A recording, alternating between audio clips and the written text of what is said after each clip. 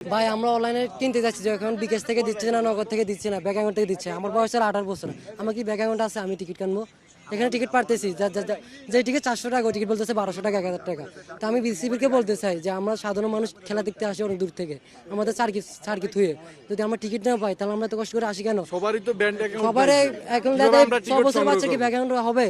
তো আমি বিসিকে একটা অনুরোধ যে আগে যাও দুর্নীতি হয়েছে, এখন সব দুর্নীতি বাদ দিয়ে সুন্দরভাবে টিকিট দেয়, আমরা সুন্দরভাবে খেলা দেখি, বাংলাদেশ জিতো, আমরা বাংলাদেশে সাপোর্ট করি। এই জন্য এখানে অনলাইনের সার্ভার ডাউন, কোনো ম্যাচ গ্র্যান্ড নর্মাল টিকিট নেই, খালি গ্র্যান্ড স্ট্যান্ডার্ডটা পাই আমি এদিকে। আর আমার কি এনআইডি কার্ড আছে যে আমি ওখান থেকে কিনবো? এনআইডি অথবা ব্যাংক কার্ড তো আমার নাই, তাহলে আমি কিনবো কোখান থেকে গিয়া থেকে?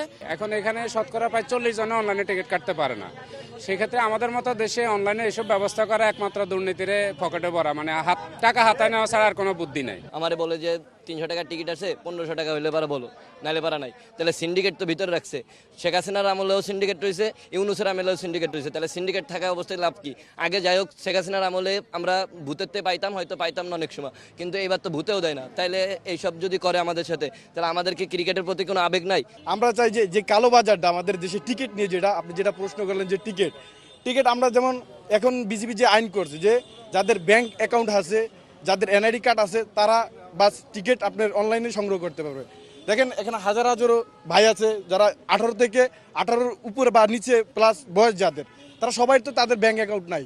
আমরা চাই ব্যাংক অ্যাকাউন্ট নাই, তাদের এনআইডিও নাই, আমরা কিভাবে টিকিট পাবো? কারণ আমাদের টিকিট আমরা আগে থেকে জানি যে বুথে টিকিট আমরা কালেকশন করি।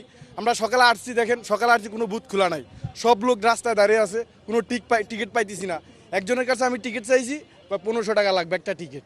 অনলাইন অফলাইন দুইটা প্ল্যাটফর্মে টিকিট থাকা উচিত ছিল, এবং এটা খুবই দুঃখজনক ব্যাপার যে আমি আজকে সকালবেলায় হঠাৎ করে শুনলাম যে অফলাইনে টিকিট বিক্রি হবে না, কিন্তু আমি আগে জানতাম যে অফলাইনেও টিকিট দিবে তারা। এই জন্য আমি চিন্তা ভাবনা করছি আমি অফলাইনেই কিনবো।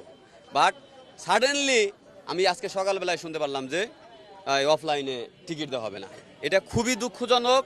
আর একটা বিষয় হলো যে টিকিটের বিষয়গুলো অনেকটা ফেয়ার হইতে হবে, যাতে সবাই সহজেই টিকিট কিনতে পারে। অফলাইন এবং অনলাইন দুইটা মাধ্যমেই টিকিট অবশ্যই বিক্রি করা উচিত। আসিম মাহমুদ ভাইয়ের কাছে আমি একটা রিকোয়েস্ট করবো, ভাই দুর্নীতি মুক্ত আমরা বাংলাদেশ চাই। আমরা চাই যাতে এখানে 5টা গেট আছে, এখানে 5টা গেটের মধ্যে যেন 5টা আর্মি বসে এগুলো বেছে, টিকিটগুলো বেছে। আমরা এটাই আপনার কাছে আবেদন করতেছি, যাতে আর্মিরা এগুলো বেছে এখানে বসে।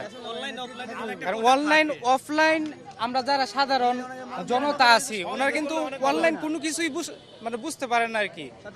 হ্যাঁ, সাধারণ মানুষ যারা আমরা এখানে আছি, ওনারা কিন্তু অনলাইন জগৎটা ভাই বুঝে না। 2 দিন ধরে এখানে টিকিটের জন্য দাঁড়াইছি। কালকে আমি একজনকে পাইছিলাম 300 টাকার টিকিট, আমার থেকে 1200 টাকা চাইছে। আমরা কি এরকম বাংলাদেশ চাই? আমরা চাই দালাল মুক্ত বাংলাদেশ।